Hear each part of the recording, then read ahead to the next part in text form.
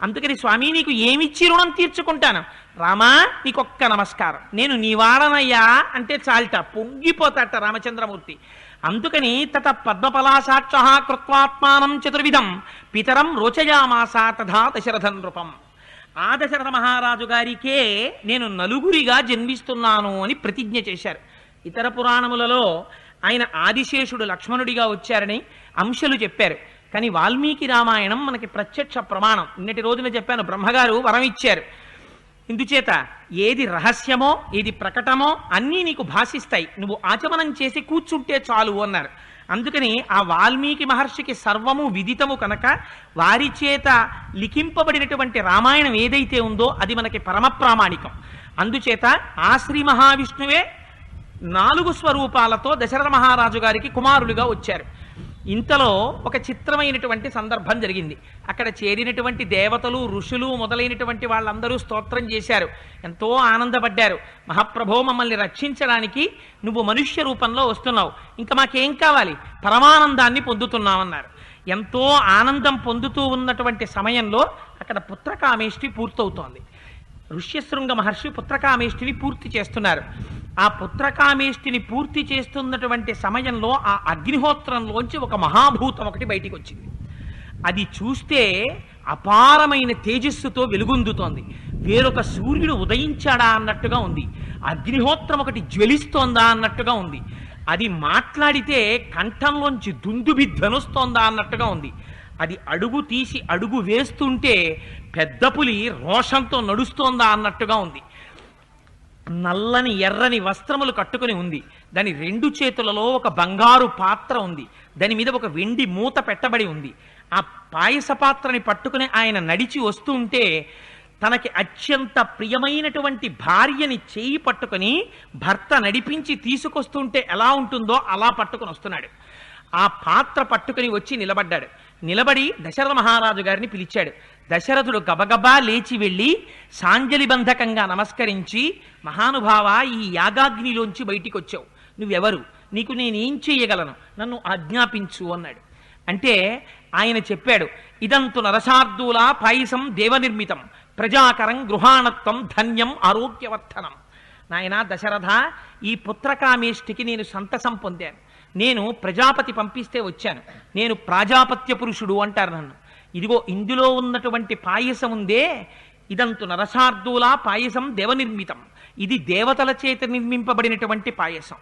ఈ పాయసం ప్రజాకరం. ఈ పాయసాన్ని నీ భార్యలు స్వీకరిస్తే నీకు సంతానం కలుగుతారు. గృహాణత్వం, దీన్ని స్వీకరించు. ధన్యం, ఈ పాయసాన్ని నీ భార్యలు స్వీకరించడం వల్ల నీ రాజ్యం ధనధాన్యములతో తొలతూగుతుంది. ఆరోగ్యవర్ధనం, ఈ పాయసాన్ని స్వీకరించడం చేత ఆరోగ్యంతో ఉంటారు. ఇన్ని ఫలితములు ఈ పాయసానికి ఉన్నాయి. అందుకని ఈ పాయసాన్ని స్వీకరించు. స్వీకరించి దీన్ని ఏం చేస్తావు, నువ్వు నీకు అనుకూలవతులైనటువంటి భార్యలు ఎవరైతే ఉన్నారో అటువంటి భార్యాణం అనురూపాణం అస్నీతేతి ప్రయచ్చవై, అటువంటి వారికి ఈ పాయసాన్ని పంచిపెట్టు. ఆ భార్యలు ఈ పాయసాన్ని తినడం చేత వాళ్ళకి సంతానం కలుగుతారు అని చెప్పారు. చెప్తే వెంటనే ఆ పాయస పాత్రని తీసుకుని పరమ సంతోషంతో, దరిద్రుడైనటువంటి వాడికి ధనం దొరికితే ఎలా ఉంటుందో, వానలనేటటువంటివి మరిచిపోయి కొన్ని సంవత్సరాలైపోయి దేశమంతా క్షామం వచ్చేసిన తరువాత వర్షం పడితే ఎలా ఉంటుందో అలా దశరథ మహారాజు గారి ముఖం ఆనందంతో నిండిపోయింది. 60,000 సంవత్సరాల వయస్సు, వంశం లేదు, పిల్లలు లేరు, ఎంత బెంగ పెట్టుకునున్నాడో. ఇన్నాళ్లకి తాను చేసినటువంటి యాగం ఫలించింది. ఋష్యశృంగ మహర్షి పడినటువంటి కష్టం ఫలించింది. వశిష్ఠ మహర్షి పడినటువంటి కష్టం ఫలించింది. ఇంతమంది చేసినటువంటి ఆశీర్వచనం ఫలించింది. అందుకని ఆ పాయస పాత్రని తీసుకున్నారు. భార్యాణామనురూపాణం అస్నీతేతి ప్రయచ్చవై అని కదా, నీకు అనుకూలవతులైనటువంటి భార్యలకి ఈ పాయసాన్ని పంచిపెట్టమన్నారు. అంతఃపురంలోకి వెళ్ళారు. తన భార్యల్ని పిలిచారు. కౌసల్య, సుమిత్ర, కైకేయి ముగ్గురిని పిలిచారు.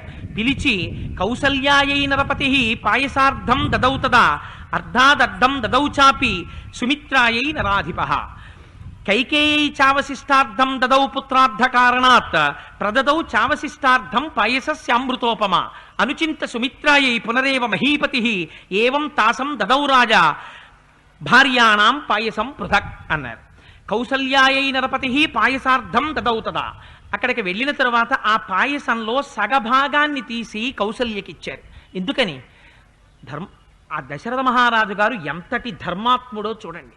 పట్టమహిషి కౌసల్య, అందుకని కౌసల్యకి ఆ పాయసంలో సగభాగం ఇచ్చారు. సగభాగం ఇస్తే విష్ణువులో సగభాగం వస్తుందని కాదు దాని అర్థం. విష్ణువు ముక్కలు ముక్కలుగా వచ్చేటటువంటి స్వరూపం కాదది. దానికి ఇతర ఫలితాలు ఉన్నాయి. ధన్యం ఆరోగ్యవర్ధనం, తనతో కలిసి పట్టమహిషి పీటల మీద కూర్చుంటుంది. రాజు ఎంతటి గొప్పవాడో పట్టమహిషి అంత గొప్పది. అందుకని పట్టమహిషి నుంచి కూడా రాజ్యానికి కావలసినటువంటి రక్షణ ప్రసరించాలి. అందుకని ఆ పాయసంలో సగభాగాన్ని పట్టమహిషి కనుక కౌసల్యాదేవికి ఇచ్చారు. ఇచ్చిన తరువాత అర్ధాదర్ధౌ దదౌ చాపి సుమిత్రాయై నరాధిప. రెండవ భార్య సుమిత్ర ఉంది. ఆ మిగిలినటువంటి అర్ధభాగం ఉంది. పాయసంలో సగం కౌసల్యకి ఇచ్చేశారు. సగం ఉంది కదా, ఆ సగంలో మళ్ళీ సగం చేశారు. అంటే పావు వంతు ఉంది. ఆ పావు వంతు సుమిత్రకి ఇచ్చారు. ఇచ్చిన తర్వాత ఇప్పుడు ఎంత మిగిలింది? ఇంకొక పావు వంతు మిగిలింది. ఈ పావు వంతు కైకేయికి ఇచ్చేసారనుకోండి, సుమిత్రని కైకమ్మని ఒక కాట కట్టేసినట్టు అయిపోతుంది. మరి సుమిత్ర కన్నా కైకమ్మ చిన్నది. అందుకని కైకమ్మ కన్నా ముందు సుమిత్రని వివాహం చేసుకున్నారు, తనకి బిడ్డలు పుట్టలేదని. దశరథ మహారాజు గారు పరమధర్మాత్ముడు. దశరథ మహారాజు గారు ఒళ్ళు కొవ్వి అన్ని పెళ్లిళ్ళు చేసుకోలేదు.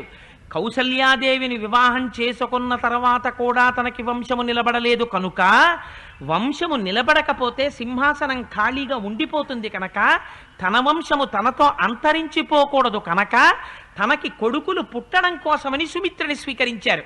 ఆ సుమిత్ర వల్ల కూడా సంతానం కలగలేదు, కైకేయిని స్వీకరించారు. ఇప్పుడు సంతానం కలగడానికి మార్గం ఏర్పడింది. ముగ్గురికి పాయసాన్ని పంచారు. కానీ పంచేటప్పుడు కౌసల్య పెద్ద భార్య కనుక అర్ధభాగం ఇచ్చారు. సుమిత్ర కైకేయులకి సగం సగం చేసి సుమిత్రకి పావు వంతు ఇచ్చారు. కానీ కైకమ్మకి కూడా పావు వంతు ఎలా ఇస్తారు? అందుకని మళ్ళీ కైకమ్మకి ఇయ్యవలసినటువంటి పావు వంతుని మళ్ళీ సగం సగం చేశారు. మళ్ళీ 8వ వంతు తీసి సుమిత్రకి ఇచ్చారు, 8వ వంతు తీసి కైకమ్మకి ఇచ్చారు. అందుకని సుమిత్రకి 2 భాగములు అందాయి. 4వ వంతు ఒకసారి అందింది, 8వ వంతు ఒకసారి అందింది. అంటే 3/8వ వంతు కైకమ్మకి అందింది. అందులో 1/2 వంతు కౌసల్యాదేవికి అందింది, 1/8వ వంతు కైకమ్మకి అందింది. ఈ మూడింటికి ఎల్సిఎం కట్టండి, మళ్ళీ ఒకటి వచ్చేస్తుంది కదా మ్యాథమెటిక్స్లో కడితే. అందుకని ఆ పాయస పాత్రని ఆ విధంగా విభాగం చేశారు. విభాగం చేసి ముగ్గురికి పంపించారు. అందుకని అనుచించి సుమిత్రాయై పునరేవ మహీపతి ఏవం తాసం దదౌ రాజా భార్యాణం పాయసం పృథక్. అందుకని సుమిత్రకి 2 మాటలు ఇచ్చారు. ఇచ్చిన తరువాత భార్యలకి పాయస పంపకం అయిపోయింది. అయిపోయిన తరువాత దశరథ మహారాజు గారు యాగం అయిపోయింది కదా, పాయసం వచ్చేసింది కదా, భార్యలకు ఇచ్చేశాం కదా, వచ్చిన వాళ్ళు పోకుండా ఏం చేస్తారులే అని పడుకోలేదు.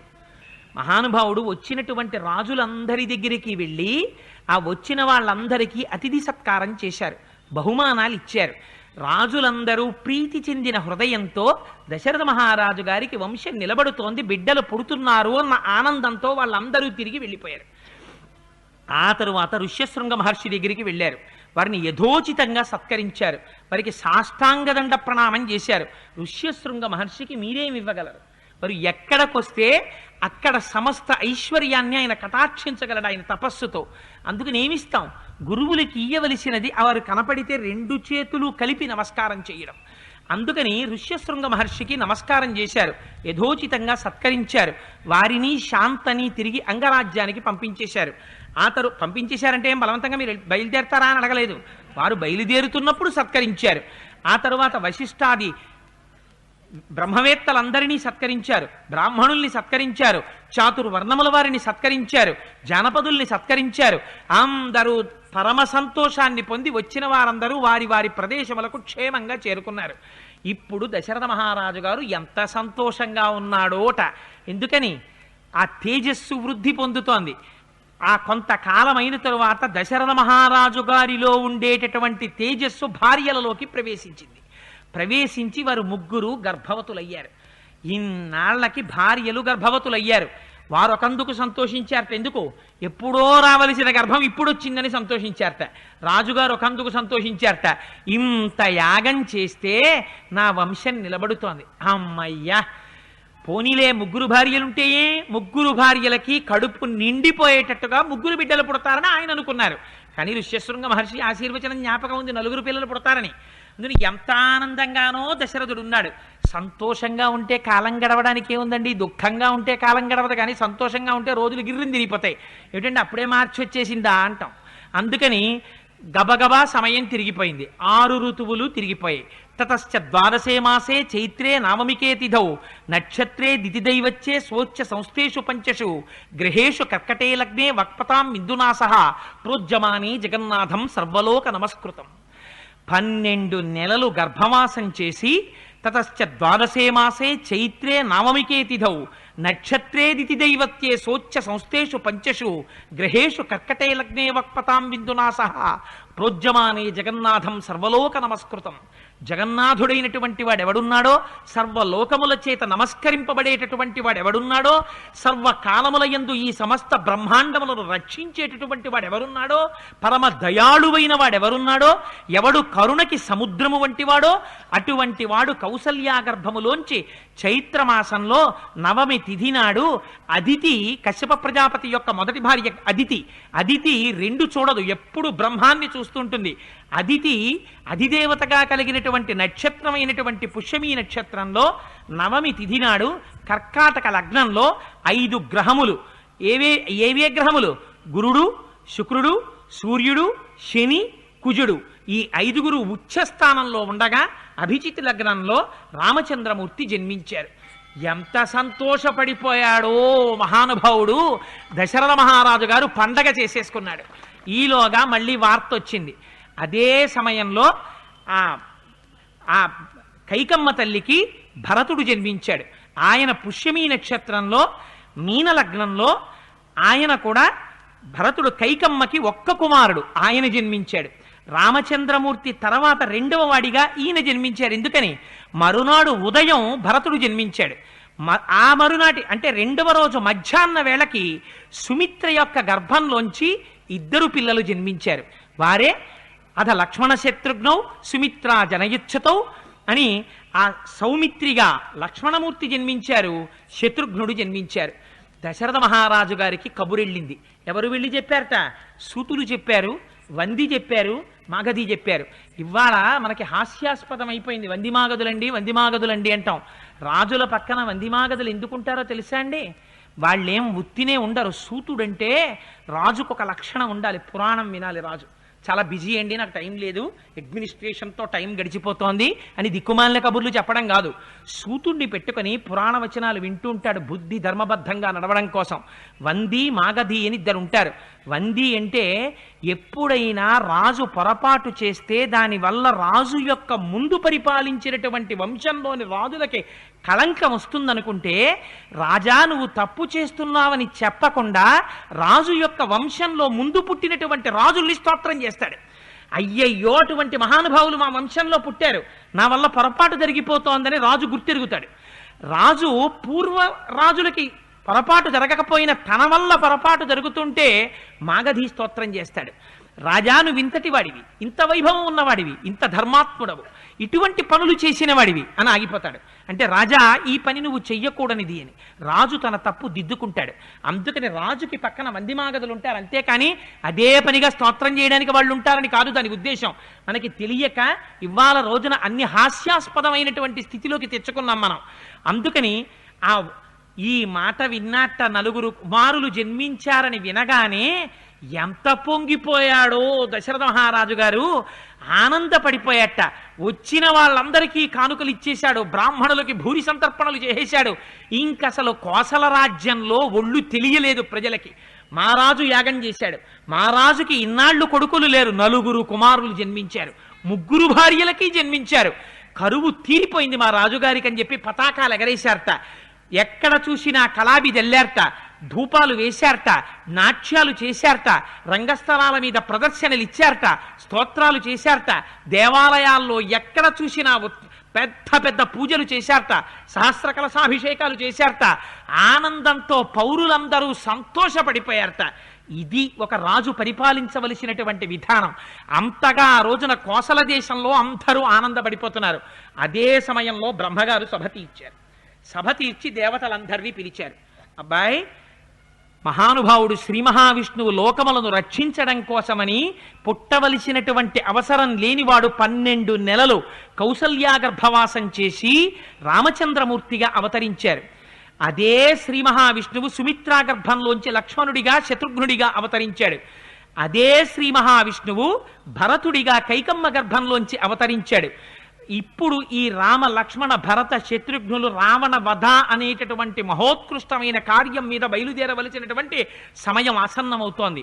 రాముడికి బాసటగా నిలవడం కోసమని దేవతలందరూ తమ తమ అంశలతో భూమి మీద జన్మించండి, కానీ మీరు జన్మించడానికి దేవతల యొక్క భార్యల యందు సంతానం వారికి కలగదు. ఎందుకని? వాళ్ళకి శాపం ఉంది. పార్వతీదేవి శపించింది, మీ భార్యలకి ఇంకా సంతానం కలగదు. ఎక్కడొస్తుంది మనకి? రేపో ఎల్లుండో ఎప్పుడో కుమార సంభవం వస్తుంది. కుమార సంభవంలో ఎందుకు పార్వతీదేవి ఆ శాపం ఇచ్చిందో ఆ విషయాల్ని స్కందోత్పత్తిలో చెప్తాను. అందుకని పార్వతీదేవి శాపం ఉంది కనుక మీ భార్యల యందు మీకు సంతానం కలగరు. అందుకని మీరేం చేస్తారు?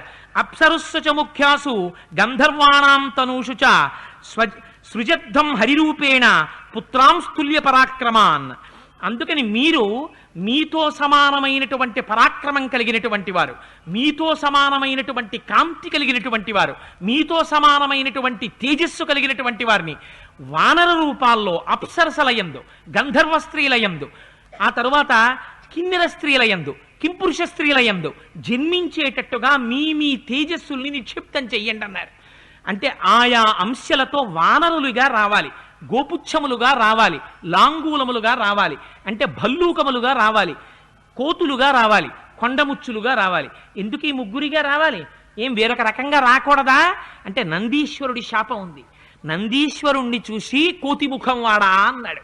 నోరుంది కదా అని కొవ్వి వదరితే ఇల్లు కాలిపోయేటప్పుడు అనుభవానికి వచ్చినప్పుడు ఇవన్నీ బాధ పెడతాయి. అన్నిటికన్నా అదుపులో ఉంచుకోవలసింది నోరు. ఆనాడు అన్నాడు నందీశ్వరుణ్ణి అండం చులకనగా అన్నాడు. అందుకని ఇప్పుడు బ్రహ్మగారు చెప్పారు, మీ అందరూ కోతులు కొండముచ్చులుగా పుట్టిబడి కొంప తీసేయండిరా అన్నారు. అందుకని దేవతలందరూ పరమ సంతోషపడిపోయారు. మా స్వామి రామచంద్రమూర్తిగా వచ్చారు, ఎంత అదృష్టం. ఆయన ఎక్కడో స్వర్గలోకంలో ఉన్నప్పుడు నేను ఈ మాట ఎందుకన్నానంటే రామాయణంలో ఎక్కడా కూడా శ్రీ మహావిష్ణువు వైకుంఠంలో ఉంటారని వాల్మీకి మహర్షి వాడలేదు, స్వర్గలోకంలో ఉంటారని వాడారు. అందుకని నేను రామాయణం చెప్పేటప్పుడు మాత్రం వైకుంఠవాసి శ్రీమన్నారాయణుడని నేను అన్నాం. వాల్మీకి మహర్షి అలా అన్నారు కాబట్టి నేను కూడా స్వర్గలోకంలో ఉంటారు శ్రీ మహావిష్ణువు అనే అంటాను. అందుకని ఆయన ఎక్కడో ఆలోకంలో ఉన్నప్పుడు మనందరం కలిసి తిరగలేం, కానీ ఇవాళ ఆయన రామచంద్రమూర్తిగా వస్తున్నారు, భూమి మీద నడయాడతారు, మనందరి సహాయం తీసుకుంటారట. కోతులుగా పుడితేనే మనందరం రామసైన్యం అవుతాం, మనందరం రామకార్యం మీద పెడతాం, రాముడు మన ఆదేశిస్తాడు, మనందరం రాముడి శత్రువుల్ని నిర్జిస్తాం, యుద్ధం చేస్తాం, రామకార్యంలో అవసరమైతే ప్రాణాలు పణంగా పెట్టేస్తాం. ఎంతమందికి దొరుకుతుంది అదృష్టం? రండి రండి పుడదాం అనుకున్నారట. అనగానే బ్రహ్మగారు అన్నారు, చెప్పినవాడు కాదురా, ముందు చెప్పినవాడు తాను చేసి చూపించాలి. అందుకని నేను కూడా ముందే సృష్టించాను. ఎవరిని సృష్టించానో తెలుసా? ఒకనాడు నాకు ఈ సృష్టి అంతా చేస్తుండగా అకస్మాత్తుగా ఆవలింత వచ్చింది. ఆవలింత వస్తూ నాలోంచి, నా చేజస్సులోంచి, ఆ ఆవలింతలో నా నోట్లోంచి గభాలనోడు ఊడి కింద పడ్డాడు. వాడే భల్లూక స్వరూపుడైన జాంబవంతుడు. అందుకే పెద్దరికం బ్రహ్మగారిది పెద్దరికం, జాంబవంతుడిది పెద్దరికం. ఎప్పుడెప్పుడు సమస్య వచ్చినా జాంబవంతుడు జోక్యం చేసుకుని దిద్దుతుంటాడు. అందుకని ఆ జాంబవంతుడిగా భూమి మీద ఉన్నాడాయన. మీ అంశాలతో కూడా సృష్టించండి అన్నారు. అనేటప్పటికీ మహానుభావులు ఒక్కొక్కరు తమ తమ అంశాలతో సృష్టించడం ప్రారంభం చేశారు. వాళ్ళందరూ మొట్టమొదట వానరేంద్రం మహేంద్రాభా ఇంద్రో వాలినమూర్జితం సుగ్రీవం జనయామాస తపనస్తపతాంబరహ అన్నారు. మహేంద్రుడు దేవతలకందరికీ అధిపతి కనుక ఇంద్రుడు తన యొక్క అంశతో వాలిని సృష్టించాడు. అందుకని ఇంద్రుడు దేవలోకంలో దేవతల్ని శాసిస్తాడు, వాలి ఈ లోకంలో వానరులందరికీ కూడా ప్రభువుగా చాలా కాలం మన్నాడు. సరే, ధర్మాధర్మ విచక్షణ చేత రామచంద్రమూర్తి చేత నిగ్రహింపబడ్డాడన్నది వేరు మాట. కానీ మహేంద్రుడి యొక్క అంశతో వాలి జన్మించాడు, సూర్యుడి యొక్క అంశతో సుగ్రీవుడు జన్మించాడు. బృహస్పతి ఎంత తేజోవంతంగా, ఎంత తెలివితేటలతో, ఎంతటి నిర్వహణ సామర్థ్యంతో ఉంటారో అటువంటి అంశతో, బృహస్పతి అంశతో తారుడు జన్మించాడు. అలాగే ఆ పక్కన కుబేరుడు యొక్క అంశతో గంధమాదనుడు జన్మించాడు. అశ్వినీ దేవతల యొక్క అంశతో ద్వివిధుడు, మైందుడు జన్మించారు. అగ్ని యొక్క అంశతో నీలుడు జన్మించాడు. అదేవిధంగా వాయువు యొక్క అంశతో గరుత్మంతుడితో సమానమైనటువంటి వేగమున్నవాడు, వజ్రము యొక్క కాఠిన్యం ఎలా ఉంటుందో అటువంటి శరీరం ఉన్నవాడు, తన తొడల వేగము చేత మహావృక్షములను కూడా పెకలించగలిగినటువంటి వేగమున్నవాడు, తన పిడికిలి గుద్దుల చేత రాక్షసుల యొక్క శరీరాన్ని పళ్ళని విడగొట్టినట్టు విడగొట్టగలిగినటువంటి ధైర్యం ఉన్నవాడు, వినుదీయని పరాక్రమం ఉన్నవాడు, పర్వతములను పెకలించగలిగిన వాడు, రామచంద్రమూర్తి అంతటి వాడికి సంజీవని ఔషధాన్ని తేగలిగినవాడు. ఏ మహానుభావుడు అడుగు పెడితే శుభం జరుగుతుందో, ఏ మహానుభావుడికి మంగళం చెయ్యడం తప్ప వేరొకటి చేత కాదో, నోరి విప్పితే మంగళం చేయించగలడో అటువంటి హనుమ వాయువు యొక్క అంశతో అంజనాదేవి యందు ఆ కేసరికి ఔరసపుత్రుడిగా జన్మించారు. ఇలా పర్జన్యుడికి శరభుడు జన్మించాడు. వరుణుడి యొక్క అంశతో సుషేనుడు జన్మించాడు.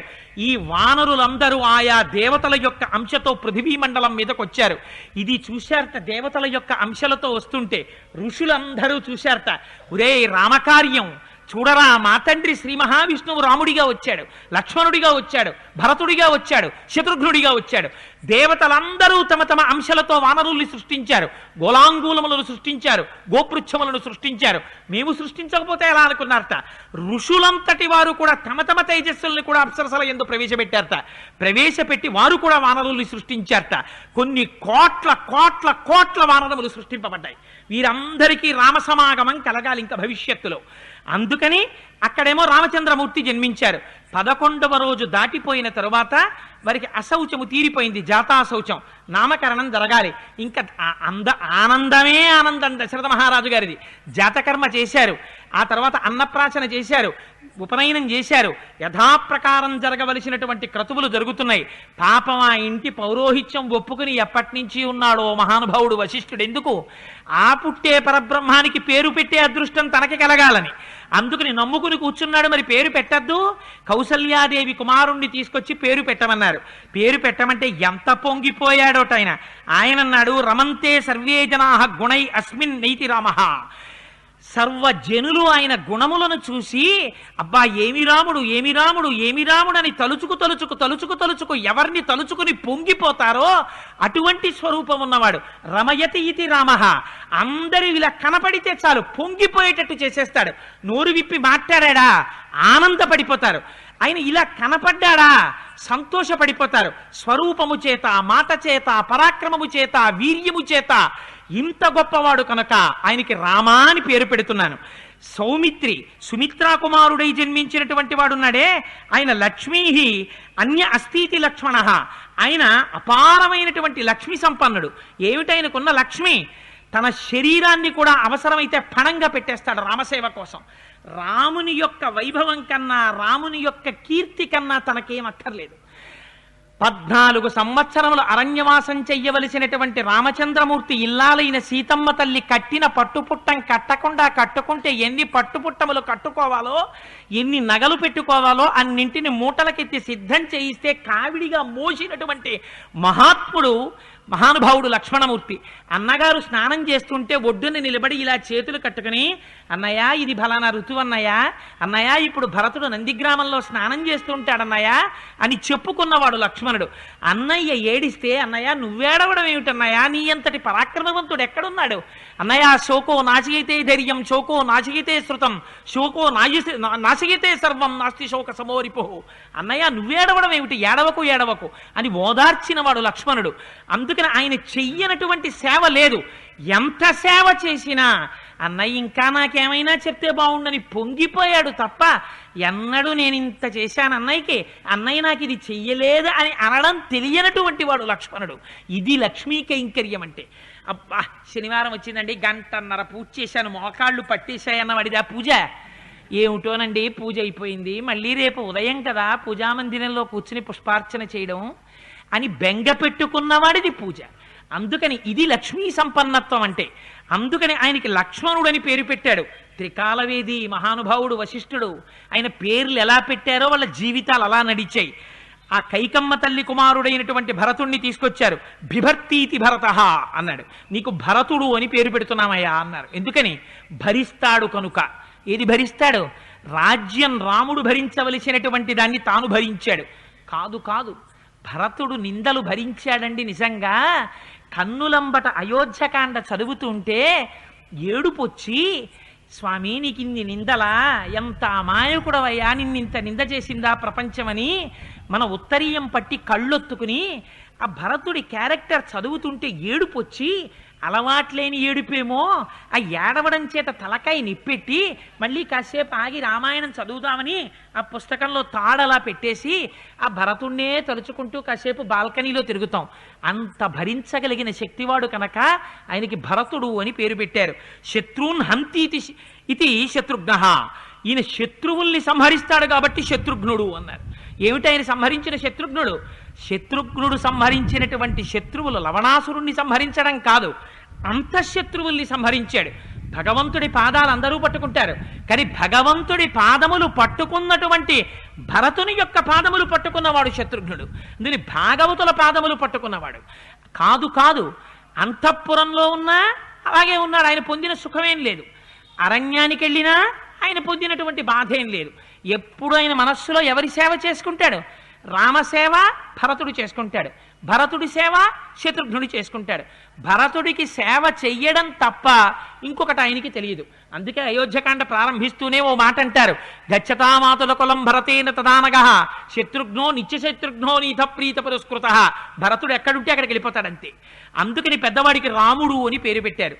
ఆయనని చూస్తే చాలు లోకమంతా ఆనందిస్తుంది. కాదుట, రా అంటే అగ్ని బీజం, మా అంటే అమృత బీజం. ఆ రామనామం ఇప్పటికీ మన ఎలా ఉద్ధరిస్తుంది అంటే, తెలిసి కాని తెలియక కాని ఒక్కసారి రామా అన్నారా, రా అగ్ని బీజం, అందుచేత లోపల ఉన్న పాపరాశి దగ్ధమైపోతుంది. మా అమృత బీజం, మా అన్నప్పుడు పెదవులు మూసుకుంటాయి, మళ్ళీ ఆ పాపరాశి లోపలికి ప్రవేశించలేదుట. అందుకని ఒక్కసారి రామా అంటే చాలు లోపల ఉన్న సమస్త పాపరాశిని ధ్వంసం చెయ్యగలిగినటువంటి స్వామి. కాదుట, రా అన్నది ఓం నమో నారాయణాయ అనబడేటటువంటి అష్టాక్షరీ మహామంత్రంలో ఉన్న ప్రధానమైన బీజాక్షరం. మీరు కానీ రా తీసేశారనుకోండి, అసలు ఆ అష్టాక్షరీ మంత్రానికి ఉండేటటువంటి స్వరూపమే మారిపోతుంది, అర్థమంతా చెడిపోతుంది. అందుకని అంత ప్రధానమైనటువంటి బీజాక్షరాన్ని అక్కడి నుంచి తీశారు. పంచాక్షరీ మహామంత్రంలోంచి మా తీశారు. మా తీసేసి పంచాక్షరిని పలికారనుకోండి, దాని యొక్క అర్థమే మారిపోతుంది. అందుకని రెండే అద్భుతమైన బీజాక్షరాలు. పంచాక్షరిలోంచి మా తీశారు, అష్టాక్షరిలోంచి రా తీశారు. శివుడు కేశవుడని రెండు లేవు, ఉన్నదొక్కటే పరబ్రహ్మస్వరూపం. దాన్ని నువ్వు ఎలా చూస్తే అలా కనపడుతుంది. యద్భావం తద్భవతి. అది ఆ పరబ్రహ్మం భూమి మీద నడిచొస్తే అది రామపరబ్రహ్మం అయింది. అందుకే పూర్వం రామబ్రహ్మం అని పేర్లు పెట్టుకునేవారు. అందుకని అటువంటి రామబ్రహ్మమై నడిచొస్తోంది అని శివకేశవ అభేదతత్వంగా రామా అని పేరుంచారట. కాదుట, రాముడంటే నిరతిశయ ఆనంద స్వరూపుడు. తన స్వస్వరూపము ఎన్నడూ చెడదు. నవమి నాడు పుట్టాడు. 9 అంకెని మీరు ఎంత పెట్టి హెచ్చవేయండి, 9 ఒకట్ల 9, 9 2 18, 8 1 9, 9 3 27, 7 2 9, 9 4 36, 3 6 9, 9 5 45, 4 5 9. లెక్కలు బాగానే గుర్తున్నాయి నాకు. అందుకని ఎంత పెట్టి హెచ్చవేసినా మళ్ళీ 9 అయిపోతూ ఉంటుంది. ఎన్ని కష్టాలు రానివ్వండి, తన ధర్మాన్ని మాత్రం విస్మరించాడు. మనుష్యుడిగా తాను ప్రవర్తించవలసినటువంటి ప్రవర్తనలో వైక్లభ్యము రానటువంటి స్థితిలో నిలబడతాడు. అలా నిలబడగలిగినటువంటి మహాపురుషుడు కనుక నవమి నాడు జన్మించారు. అందుకని ఆయనకి రామా అన్న నామం ఉంచారు. అందుచేత రామా అంటే చాల్ట. ఎంత గొప్ప తృప్తి కలుగుతుందో రామనామం గురించి ఒక మాట చెప్తారు. 4 దొంగలు అరణ్యంలో ప్రవేశించారు. ప్రవేశించి వాళ్ళందరూ అనుకున్నారు, వనీచ రామ, వసుచ అహ రామ, నభయం నదంత రామ, నభయం స్మరామ అన్నారు. క్రియాపదంగా వాడారు రామ అన్న మాటని. వనీచ రామ, మనం ఈ అరణ్యంలో తిరుగుదాం. ఏం చేస్తాం? వనీచ రామ, వసుచ అహ రామ, మనం ఇక్కడ కనపడినటువంటి బాటసారుల్ని దోచుకుందాం. నదంత రామ, ఆ తర్వాత నదిని దాటి వెళ్ళిపోదాం. నభయం స్మరామహ, మనం భయం అన్న మాట ఎత్తద్దన్నారు అని ఈ 4 దొంగలు కూడా బాటసారుల్ని దోచుకుని నదిని దాటుతున్నారు. వెనక నుంచి రాజభటులు చూశారు, బాణాలు ప్రయోగం చేశారు. వాళ్ళు చిట్ట చివర శరీరాలు పడిపోయే ముందు మాట్లాడుకున్న మాటలలో వాళ్ళు కావాలని మాట్లాడినా, తెలిసి మాట్లాడినా, తెలియక మాట్లాడినా చివర రామః రామః రామః అని రామా అన్న అక్షరాలు ఉన్నాయి. దాని చేత వీపులో బాణాలు గుచ్చుకుని పడిపోయారు, ప్రాణములు విడిచిపెట్టారు. కానీ చివర రామా అన్న మాట తెలిసి కాని తెలియక కాని అన్నారు కనుక వారి 4కి మోక్షం ఇచ్చారు. అంత గొప్ప నామం రామనామం. రామా రామ. మీరు కావాలంటే ఒకసారి ప్రయోగం చేసి చూడండి, ఏమీ అక్కర్లేదు. అందుకే పెద్దలు ఒక అద్భుతమైన మాట చెప్పేశారు. శ్రీరామ నీ నామం ఎంత రుచిరా, ఎంత రుచి ఎంత రుచి ఎంత రుచిరా అని.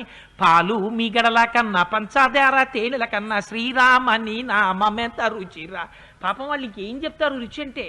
అందుకని రామ నీ నామం ఎంత రుచయ్యా, పాలు మీగడ కన్నా రుచయ్యా, పంచదార తేనెల కన్నా రుచయ్యా. అబ్బా ఎంత రుచి ఎంత రుచి ఎంత రుచిరా అన్నారు. నిజంగా రుచి అంటే ఏమంటే రామనామం కాగితం మీద తీసి నోట్లో వేసుకుంటే అలా ఉంటుందా అని కాదు దాని అర్థం. అంటే అది చెప్తున్న కొద్దీ ఎన్ని మాటలు రామ రామ రామ రామ అనండి మీరు. అందుకే మహానుభావుడు గాంధీజీ ఎప్పుడు నోరు విప్పినా ఆ గాంధీ గారికి ఆ రామనామమే.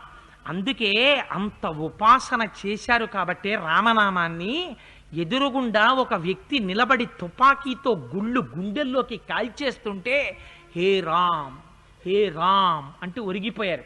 మన జాతిపిత నాలుక మించి చిట్ట చివర వచ్చినటువంటి మాట రామనామం. అటువంటి రామనామాన్ని ఉపాసన చేసిన మహాపురుషుడు కాబట్టే 100 సంవత్సరములు ఈ దేశాన్ని పరిపాలించినటువంటి రవి అస్తమించని బ్రిటిష్ సామ్రాజ్యపు కోరలలో చిక్కి దాస్య శృంఖలములలో చిక్కిపోయిన భరతమాతని విడిపించగలిగినటువంటి తపశ్శక్తి మహానుభావుడికి వచ్చింది. రామనామోపాసనం ఎంత గొప్పదో చెప్పడానికి గాంధీ గారు ఒక్కరు చాలా ఉదాహరణ. దీన్ని ఎంత ఉపాసన చేశాడో హే రామ్ అంటూ పడిపోయాడు మహానుభావుడు. అందుచేత వారు జాతిపిత అయ్యారు. సరే, అందుచేత రామనామానికి ఉన్నటువంటి గొప్పతనం అటువంటిది. దాన్ని ఇచ్చినటువంటి మహానుభావుడు వశిష్ఠ మహర్షి. మనము పెట్టుకుంటాం పేర్లు, దిక్కుమాలిన పేర్లు ఎందుకు పెట్టుకుంటామో తెలియదు. ఆ పేరు పలికితేనే మహాపాపం. ఆ పేరు ఎందుకు పెట్టావయా వాడికి తెలియదు. ఏదో పేరు కృత్య అని పెట్టుకుంటాడు, ఎందుకంటే వాడికి అందంగా ఉంది అదేదో పలకడానికి. కృత్య అని పేరు పెట్టుకోవడం ఏమిట్రా? రాను రాను సంస్కృతి ఎక్కడికి వెళ్ళిపోతుందంటే రాక్షసి అని ఒకటి పెట్టుకుంటాడు. ఎందుకంటే వాడికి రాక్షసి అంటే ఏమిటో వాడికి తెలియదు. చాలా అందంగా ఉంది ఆ పేరు, అందుకని వాడికి రాక్షసి. ఒక్కొక్కళ్ళ పేర్లు పెట్టుకోవడం చాలా గొప్ప పెట్టుకుంటారు. కానీ వటపత్రశాయి అని ఒకరు పెట్టుకున్నారు. వటపత్రశాయి ఎంత గొప్ప పేరు. కానీ వాళ్ళ ఇంటికి నేను ఒకసారి వెడితే ఉరే ఉట్టి ఉట్టి అని పిలుస్తున్నారు. ఉట్టి ఏమిటిరా? ఉట్టి అంటే అదో రాయిట్టి కొడతారు దాన్ని ఎప్పుడప్పుడు. ఉట్టి ఏమిటి అసలు? ఆ బాబు పేరే ఉట్టే అండి అన్నాను. అంటే బాబు పేరు ఉట్టి కదా, వాడు ఉట్టేడు అయిపోతాడు, ఎందుకు పనికిరాని వాడిగా. అందుకని ఉట్టి ఏమిటండి అంటే వాడి పేరు వటపత్రశాయి అండి. మరి వటపత్రశాయి అయితే ఉట్టి ఏమిటి? వాళ్ళు పెట్టారు వటపత్రశాయి, అందుకని ఉట్టి. తండ్రి గారి పేరులోంచో అక్షరం, తల్లి గారి పేరులోంచో అక్షరం, ఇష్టదైవంలోంచో అక్షరం, భయంతో పక్కనున్న దేవుళ్ళలోంచో అక్షరం, వీడి ఇంట్లో ఉన్న వాళ్ళలోంచో అక్షరం. ఈ 4 అక్షరాలు కలిపితే ఓ అర్థం లేని పదం. ఆ అర్థం లేని పదం కొడుక్కి పేరు. పిలిచి వీడేం పొందుతాడు, పిలిపించుకుని వాడేం పొందుతాడు. ఆ పేరు పెట్టుకోవడం వెనకాతల ఎంత అందం ఉండాలో, ఎంత గొప్పతనం ఉండాలో, పెద్దల్ని ఎందుకు సంప్రదించాలో లేక నాకు పుట్టారు పిల్లలు, నేను కౌసల్య సుమిత్ర కైకేయి కూర్చుని నిర్ణయించుకుని చెప్తాం పేర్లు, అవు నువ్వు పెట్టు అనలేదు వశిష్ఠ మహర్షిని. వశిష్ఠ మహానుభావ నువ్వు పెట్టవయ్యా అన్నారు. పేరు పెట్టుకునేటప్పుడు పెద్దల దగ్గరికి వెళ్ళి, అయ్యా మా వంశం నిలబడిందండి, కుమారుడు జన్మించాడు, పెద్దలు మీరు అనుగ్రహించండి, ఏ పేరు పెట్టుకోమంటారు? మా వంశం, మా కుటుంబం, మా సంప్రదాయం, మా కులదైవం మీకు తెలుసు, అందుకని ఏ పేరు పెట్టుకోమంటారో మీరు ఆజ్ఞాపించండి, ఆ పేరు పెట్టుకుని తరిస్తామని అడగాలి. అంతేగాని నీ నోటికొచ్చిన పేర్లు పెట్టుకుంటే లేనిపోని ఇబ్బందులన్నీ వస్తాయి. రామాయణం మనకి నేర్పింది. రామాయణం ఏదో ఎప్పుడో జరిగిపోయిన కథగా వినడానికి కాదు, మన నిత్య జీవితాన్ని సంస్కరించుకోవడానికి రామాయణం. అందుచేత అలా జ్యేష్ఠం రామం మహాత్మానం అని ఆ జ్యేష్ఠుడైనటువంటి వాడికి రాముడు అని పేరు పెట్టారు. అధలక్ష్మణ శత్రుఘ్నౌ సుమిత్రా జనయుచ్ఛతో భరతం కైకేయీసుతం. ఆ భరతుడికి భరతుడు అని పేరు పెట్టారు. ఆ 4 కుమారులు కూడా పరిఢవిల్లుతున్నారు. ఎంతో సంతోషంగా కాలం గడిచిపోతోంది. వాళ్ళు పెరిగి పెద్దవాళ్ళు అవుతూ ఉంటే దశరథ మహారాజు గారు ఉన్నట్ట దేవతల చేత కొలవబడుతున్నటువంటి ఇంద్రుడు ఎలా ఉన్నాడో అలా ఉన్నట్ట. అంత సంతోషపడిపోతున్నట్ట 4 పిల్లల్ని చూసుకుని. అందులోనూ దశరథ మహారాజు గారికి అందరికన్నా ఎవరంటే ఇష్టమో తెలుసా అండి?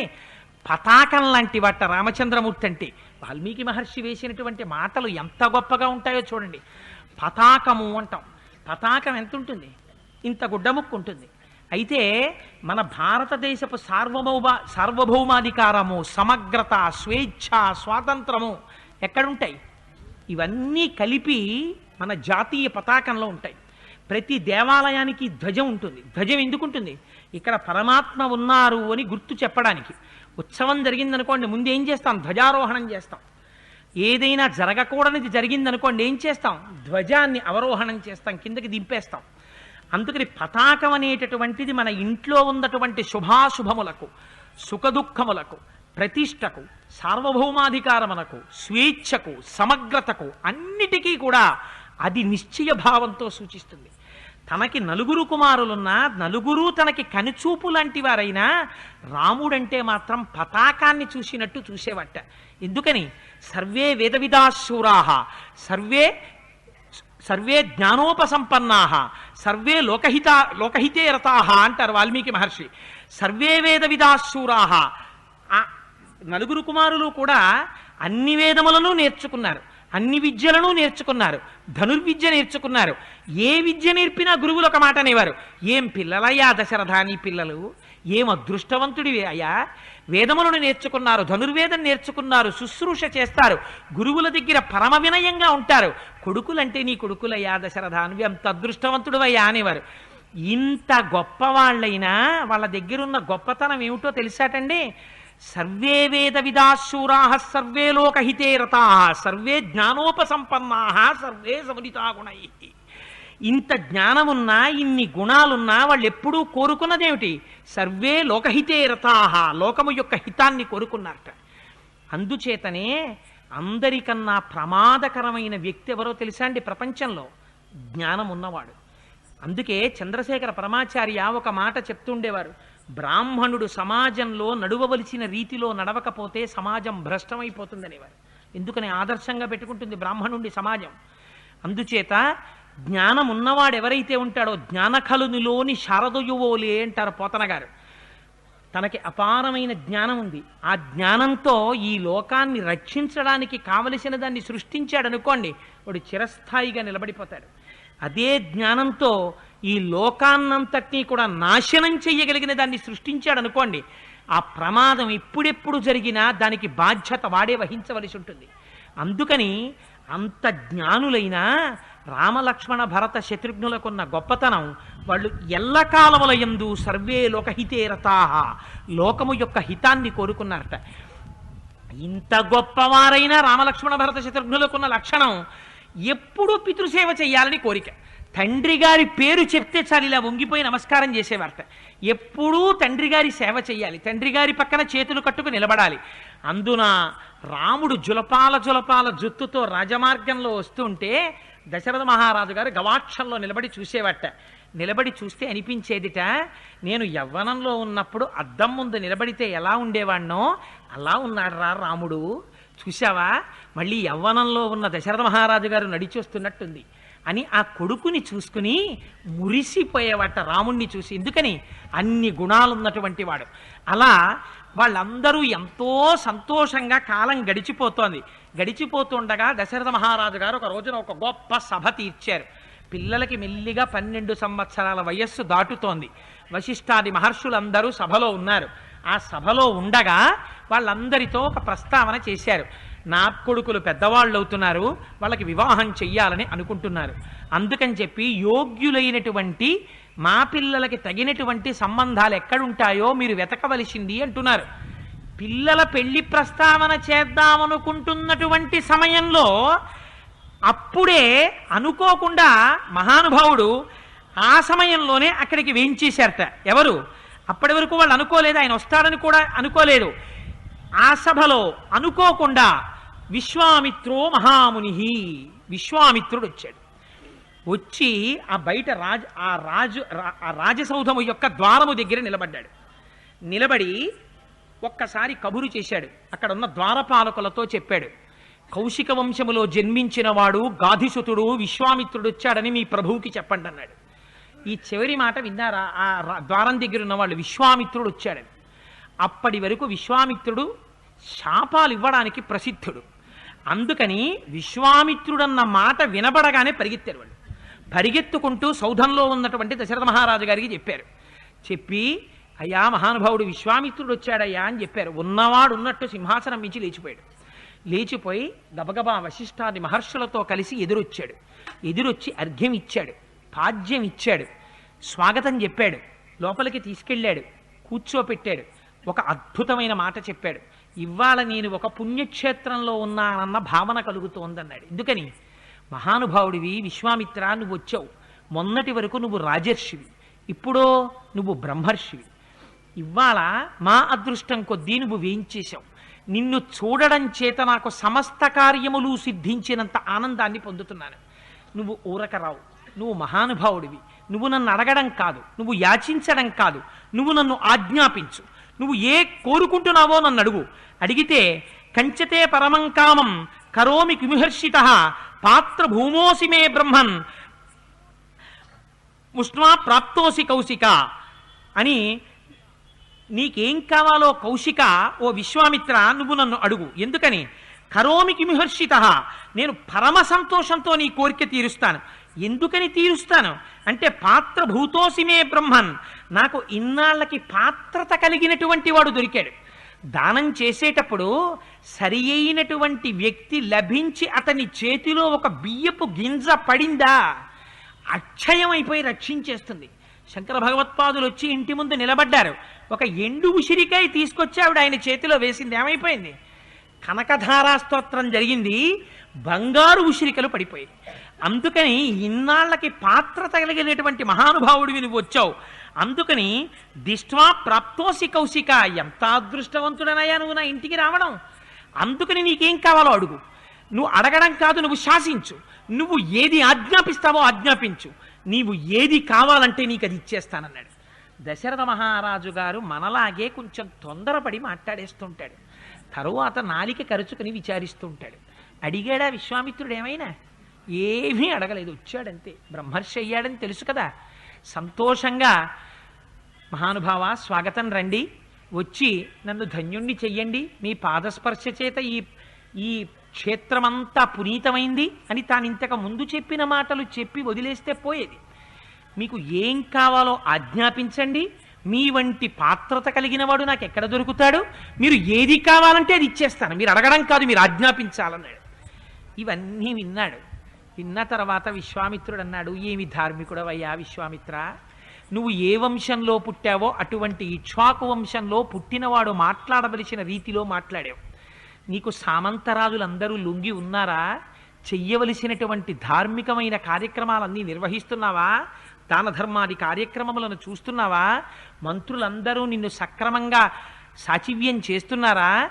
అయితే నువ్వు అడగమన్నావు కనుక ఒక్క మాట అడుగుతున్నాను, ఈ కోరికను అది తీర్చవయ్యా అన్నాడు. అయ్య బాబోయ్, మీరు కోరిక తీర్చమండం ఏమిటండి, మీరు ఆ మాట అనకండి, మీరు ఆజ్ఞాపించండి చేసేస్తానన్నాడు. ఇంత మాట అన్నావు కదా, ఒక్క మాట అడుగుతున్నాను. స్వపుత్రం రాజసార్దూలా రామం సత్యపరాక్రమం కకపక్షధరం శూరం జ్యేష్టం మే దాతుమర్హసి.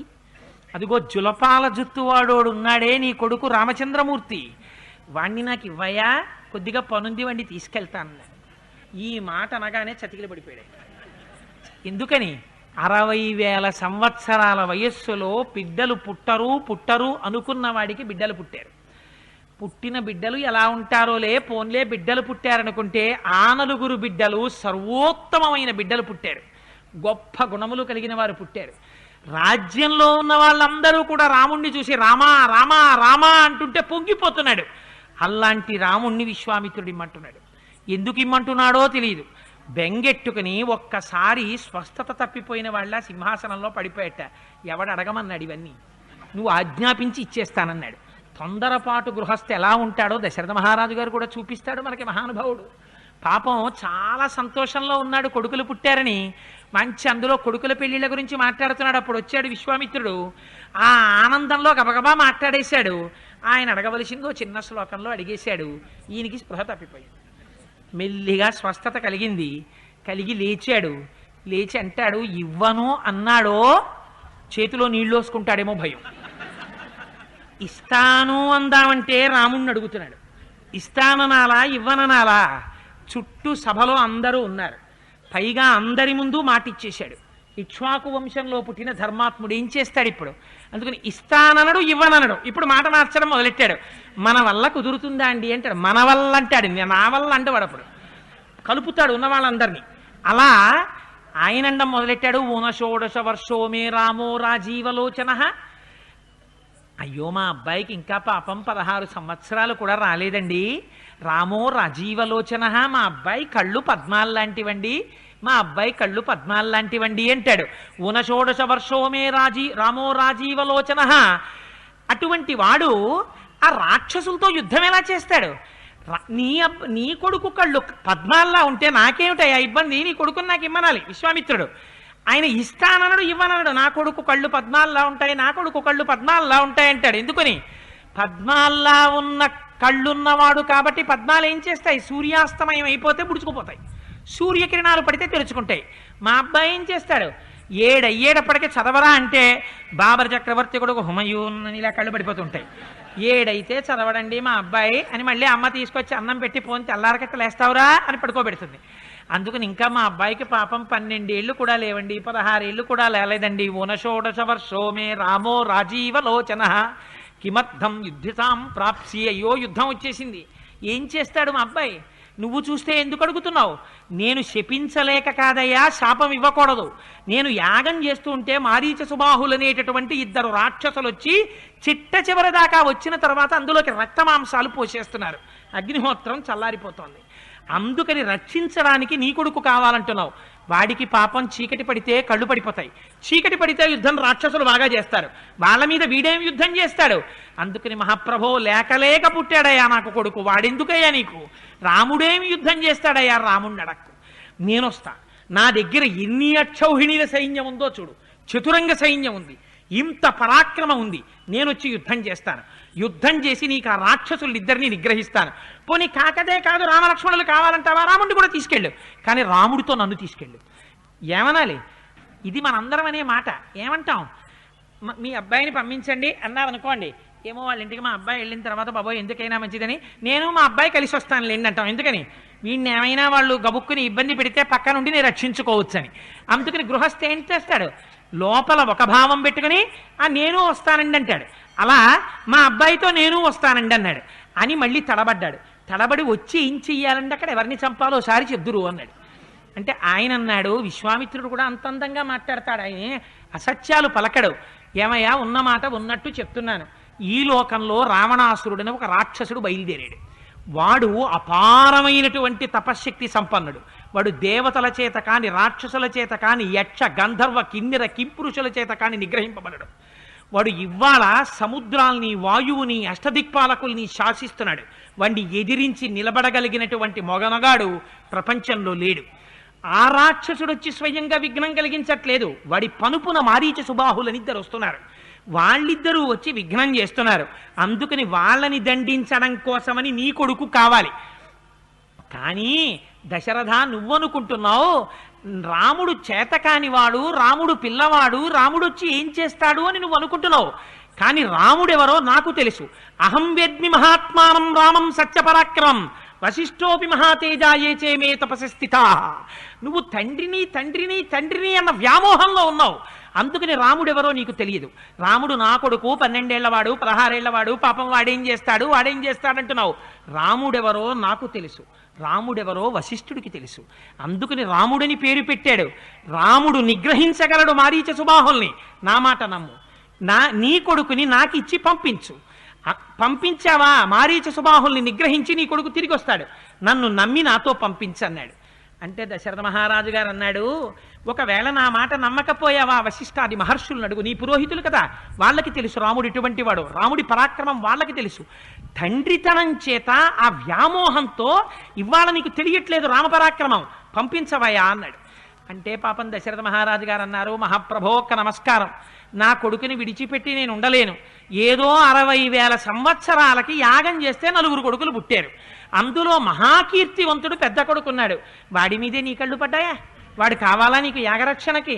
వాడెందుకయ్యా బాబు నీకు నమస్కారం, వాడిని విడిచిపెట్టు, నన్ను విడిచిపెట్టు అన్నాడంటే ఏమిటి దాని అర్థం?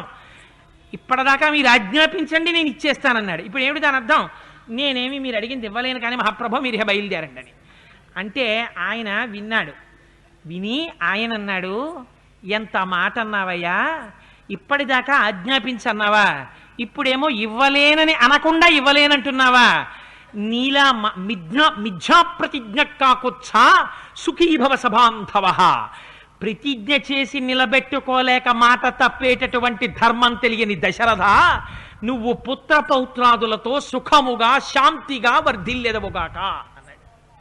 ఆశీర్వచనమా ఎత్తిపుడుప? ఎందుకని? తాను బ్రహ్మర్షి, ఇప్పుడు తాను గతి తప్పడు, ఇప్పుడు శాపాలు పెట్టాడు. కానీ నువ్వు నన్ను అర్థం చేసుకోలేకపోయావు, వశిష్ఠుడిని అర్థం చేసుకోలేకపోయావు, తండ్రి వన్న వ్యామోహానికి గురైపోయావు, మాట తప్పావు, ధర్మం తప్పావు, కొడుకుని చూసుకుని ఇంత పుత్ర వ్యామోహానికి లోనైపోయావు. అందుకని సుఖీభవ సబాంధవ. మిథ్యాప్రతిజ్ఞ కాకుత్స, మిథ్యాప్రతిజ్ఞ చేశావు కాకుత్స వంశంలో జన్మించిన వాడా. సుఖీభవ సబాంధవ, నీ బంధువులందరితో సుఖంగా బ్రతకవయ్యా. ఎలా వచ్చానో గమిష్యామి యథాగతం, అలా మళ్ళీ బయలుదేరి వెళ్ళిపోతున్నాను అన్నాడు. అనేటప్పటికీ సభలోంచి వశిష్ఠుడు లేచాడు. మహానుభావ విశ్వామిత్ర, మీరు కూర్చోండి అన్నాడు. ఎంత మాట మాట్లాడావయ్యా దశరథ, ఇంతకాలం రాజ్యం చేశావు, ధర్మాత్ముడు అనిపించుకున్నావు, యజ్ఞయాగాది క్రతువులు చేశావు, ఇంతకాలం ఇంత పరిపాలన చేసి ఆడిన మాట తప్పి అధర్ముడు ధర్మము తప్పినవాడు దశరథుడు అనిపించుకుంటావా? ఇచ్చిన మాటకి నిలబడు. విశ్వామిత్రుడంటే ఎవరనుకుంటున్నావు? విశ్వామిత్రుడంటే ఏష విగ్రహవాన్ ధర్మ, ఏష వీర్యనతాంబర, ఏష బుద్ధ్యాధికో లోకే తపసశ్చ పరాయణం. ఈ లోకములో ఉండేటటువంటి ధర్మాన్నంతటినీ పోతపోస్తే విశ్వామిత్రుడు. ఈ లోకంలో ఉన్న తపస్సంతటికి నిర్వచనం విశ్వామిత్రుడు. ఈ లోకంలో ఉన్నటువంటి బుద్ధికంతటికి నిర్వచనం విశ్వామిత్రుడు. విశ్వామిత్రుడికి ధనుర్వేదం అంతా తెలుసు, భాషించింది పరమశివుని యొక్క అనుగ్రహంగా. ఈ లోకంలో ఎవరికీ తెలియనటువంటి అస్త్రశస్త్రాలన్నీ ఆయనకి తెలుసు. ఆయన ఉపదేశాన్ని పొందాడు. ఎప్పుడో తెలుసా? ఆయన రాజ్యం చేస్తున్న రోజుల్లోనే కౌశికుడిగా ఉన్నప్పుడే ఉపదేశం పొందేశాడు. ఎందుకని? దక్ష ప్రజాపతికి ఇద్దరు కూతుళ్లలో ఇద్దరున్నారు, జయ సుప్రభ అని. వాళ్ళు భృశాస్వుడు అనేటటువంటి ఒక మహారాజుని వివాహం చేసుకున్నారు. వాళ్ళకి సర్వాస్త్రాన్ని భృశాస్వస్య పుత్రాః పరమధార్మికాః కౌశికాయ పురాదత్త యదా రాజ్యం ప్రశాసతి. కౌశికుడిగా రాజ్యం చేస్తున్నప్పుడే దక్ష ప్రజాపతి కుమార్తెలైనటువంటి జయ సుప్రభ అనేటటువంటి ఇద్దరిని వివాహం చేసుకున్నటువంటి భృశాస్వుడికి ఈ ఇద్దరు భార్యలు ఒక్కొక్కరు 50 అస్త్రాల్ని కుమారులుగా ఇచ్చారు. 100 అస్త్రములు జన్మించాయి. ఆ భృశాస్వుడు ఈ 100 అస్త్రాల్ని తీసుకొచ్చి విశ్వామిత్రుడికి ధారపోసేశాడు. ఎవరికీ తెలియని 100 అస్త్రములు ఆయనకి తెలుసు. ఇంకొక సంగతి చెప్పనా? ధనుర్వేదం అంతా విశ్వామిత్రుడికి కరతలామలకం. ఈ ప్రపంచంలో ఎన్ని రకాల అస్త్రాలు ఉన్నాయో అన్నీ ఆయనకి తెలుసు. కాదు కాదు, కొత్త అస్త్రాల్ని సృష్టించగలిగినటువంటి ద్రష్ట విశ్వామిత్రుడంటే. అటువంటి మహానుభావుడు తనని తాను రక్షించుకోవడం చేత కాక నిన్నడగలా. నీ కొడుకు చేత తను రక్షింపబడతానంటే అర్థం ఏమిటో తెలుసా? ఇవన్నీ మూట కట్టి నీ కొడుక్కి ధారపోసేస్తాడు. ధారపోసేస్తే నీ కొడుకు ఏమవుతాడు? విశ్వామిత్రుణ్ణి రక్షించాడని పేరు దక్కుతుంది. కానీ రక్షించిన వాడు విశ్వామిత్రుడా రాముడా? గురువు యొక్క అనుగ్రహం రాముడికి ప్రసరిస్తోంది. ప్రపంచంలో ఉన్న సమస్త విద్యలు రాముడికి అబ్బబోతున్నాయి. మోకాలొడ్డుతావేమయ్యా దశరథ, సంతోషంగా పంపించవయ్యా కొడుకుని అన్నాడు. ఈ మాట చెప్పేటప్పటికి లేచేట సింహాసనం నుంచి. లేచి గబగబా లోపలికి వెళ్ళాడు. మనం ఎలా ప్రవర్తిస్తామో పాపం దశరథ మహారాజు గారు అలాగే ప్రవర్తిస్తాడు. ఆయన నేను తప్పు పట్టక్కర్లేదు. లోపలికెళ్ళి కౌసల్య కౌసల్య ఎంత అదృష్టమో చూసావా, విశ్వామిత్రుడు తీసుకెడుతున్నాడు మన బిడ్డన్ని, తీసుకురా రాముడిని అన్నాడు. రాముడు వేటకెళ్ళినా లక్ష్మణుడు వెనకాల వెళ్ళిపోతాడు ధనుర్ధారి అయి. అందుకని రాముడి వెంట లక్ష్మణుడు బయలుదేరాడు. ఇద్దరూ కలిసి గబగబా బయటికి వచ్చారట. స్వస్తివాచకం చేసింది కౌసల్యాదేవి. పిల్లల్ని బయటికి పంపించేటప్పుడు, ఊరు పంపించేటప్పుడు ఎలా ప్రవర్తించాలో నేర్పింది మనకి రామాయణం. ఒరే నువ్వు వెళ్ళరా అని ఇక్కడ కూర్చుని రిమోట్లో నొక్కుంటూ టీవీ చూడడం కాదు. తండ్రి లేచి ఆ కొడుకు తండ్రి పాదాలకి నమస్కారం చేస్తుంటే, నాయనా శివో రక్షతు, నువ్వు వెళ్ళినటువంటి పని సక్రమంగా జరిగి ఆనందంతో తిరిగిరా అని చెప్పి స్వస్తివాచకం చేసి భగవంతుడికి నమస్కారం చేసి, వీడికి సర్వకాలముల యందు శ్రేయస్సు కలగాలని తల్లిదండ్రులు కోరుకోవాలి. సభలోకి వచ్చాడు. వశిష్ఠాది పురోహితులందరూ లేచి అభిమంత్రించి ప్రోక్షణ చేశారు. రాక్షసుల మీద యుద్ధానికి ఎడుతున్నాడు. ఆ పిల్లవాడికి సమస్త రక్షణలు కలగాలని, ఎందుకంత కలగాలని కోరుకున్నారు? గుణముల చేత వశం చేసుకున్నాడు. గురువుల్ని అంతగా సేవించాడు మహానుభావుడు. ఆ సభలోకి వచ్చిన తరువాత అప్పుడు సపుత్రమూర్ధ్యుపాఘ్రాయ రాజా దశరథ ప్రియం దదౌ కుశికపుత్రాయ సప్రీతేనంతరాత్మన. ఆ కొడుకుని చూసుకున్నట్టిలాగా, అబ్బా నా కొడుకు ఎంత అందంగా ఉన్నాడో చూశారా, అందులోనూ ఇప్పుడు విశ్వామిత్రుడితో వెడుతున్నాడు. ఏం నా కొడుకు మామూలుగా వెడుతున్నాడు ఏంటి, ఢిల్లీ వెళ్తే మాత్రం బిట్స్ పిలానీలో సీట్ వచ్చింది, ఆ తర్వాత క్యాంపస్ సెలక్షన్లో ఎట్లాంటి ఉద్యోగంతో తిరిగి వస్తాడో నా కొడుకు అని బిట్స్ పిలానీలో సీట్ వచ్చినటువంటి, ఐఐటిలో సీట్ వచ్చినటువంటి, ఆర్ఈసీలో సీట్ వచ్చినటువంటి కొడుకుని రైలు ఎక్కించే ముందు తల్లిదండ్రులు లోపల కొడుకు కొంతకాలం తమ నుంచి దూరంగా ఉంటున్నాడన్న క్లేశం ఉన్నా అంత గొప్ప డిగ్రీతో తిరిగొస్తాడన్న ఆనందంతో పంపించినట్టు సపుత్రమూర్ధ్యుపాఖ్యాయ ధర్మం నేర్పింది మనకి. బిడ్డల్ని ఎక్కడ పడితే అక్కడ ముద్దు పెట్టుకోకూడదు. కొడుకు యొక్క తల రెండు చేతులతో పట్టుకుని వంచేట, ఆ మూర్ధ్ని భాగమునందు ఒక్కసారి స్పృశించేట పెదవులతోటి, వాసన చూసేట. సపుత్రమూర్ధ్యుపాగ్రాయ రాజా దశరథ ప్రియం దదౌ కుశికపుత్రాయ సప్రీతేనంతరాత్మన. మనస్సులో చాలా సంతోషంతో, నాయనా విశ్వామిత్ర మహానుభావ బ్రహ్మర్షి, నా కుమారుణ్ణి నీ చేతుల్లో పెడుతున్నాను, నా కుమారుడికి రక్షగా నిలబడి శాసించి నీకు ఎలా కావాలంటే అలా శుశ్రూష చేయించుకో. నాయనా రామా, విశ్వామిత్రుడు ఏది చెప్తే అది చెయ్యి. ఇది పితృవాక్య పరిపాలన అంటే. రేపటి రోజున చూపిస్తాను మీకు పితృవాక్య పరిపాలన అంటే ఎలా ఉంటుందో. అందుకని విశ్వామిత్రుడు ఎలా చెప్తాడో అలా ప్రవర్తించు అని చెప్పి పరమ సంతోషంగా తన కుమారుణ్ణి విశ్వామిత్రుడికిచ్చి పంపిస్తున్నాడు.